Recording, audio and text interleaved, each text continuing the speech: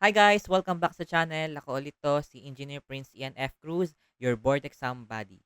This time, we're doing two quick past board exam questions na related sa intercepts at slope intercept form.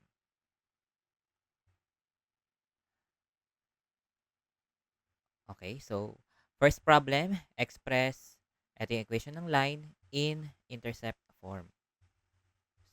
So, di ba ganyan yung intercept form? Yung A and B, yun yung X and Y intercepts respectively. So, ano ba yung given sa problem? General form siya guys, pero yung ano lang, yung 3 halves lang is nasa kabilang side. So, ang goal natin, yung given sa problem na equation ng line, maging ganito yung itsura niya. So, paano yun?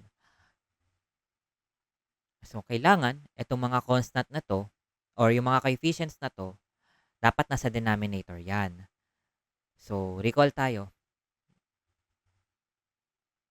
Halimbawa, division of fractions, 'di ba? Pag nag-divide tayo, halimbawa, dinivide natin ng fraction ng B over C, 'di ba? Same lang 'yan as multiplying sa kanyang reciprocal. Halimbawa, 3x. So, ayan na natin siya. Gawin natin ganito. Gawin natin pa-form ng division.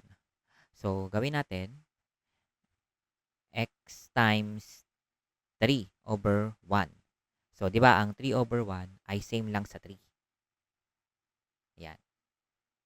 So, para maging divide yung multiply, ire-reciprocal lang natin yung 3 over 1. So, 1/3. So, same lang yan. Same lang yung dalawa na yan. So, ibig sabihin, yung 3x ay same lang sa x over 1/3. So, para ma-move natin yung coefficient ng x doon sa denominator, ire-reciprocal lang natin siya.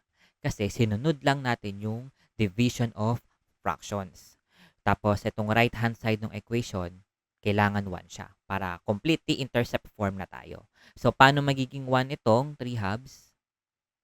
Divide natin both sides by 3 halves para maging 1 siya.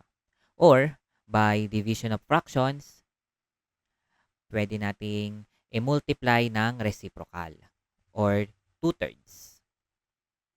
Yan. So, imbis na i-divide, pwede nating i-multiply na lang.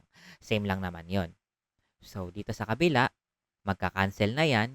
Magiging 1 yan. Tapos, dito naman, i-distribute natin yung 2/3. Yan. So, may 2/3 dito. Tapos, may 2/3 din dito. Yan. So, i-calculate na lang natin para lowest term na agad.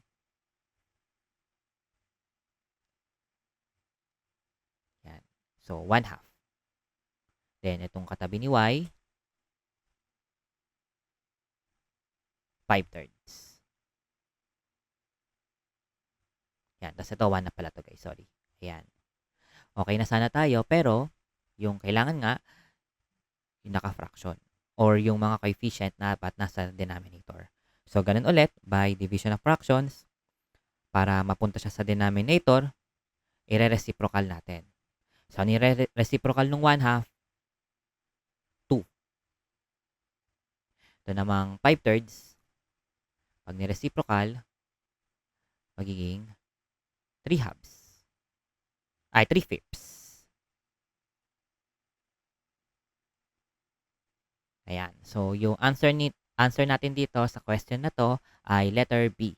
X over 2 plus Y over 3/5 is equal to 1. Okay. So, next question tayo. Find the equation of the line with slope is equal to 3 and y-intercept is equal to -2.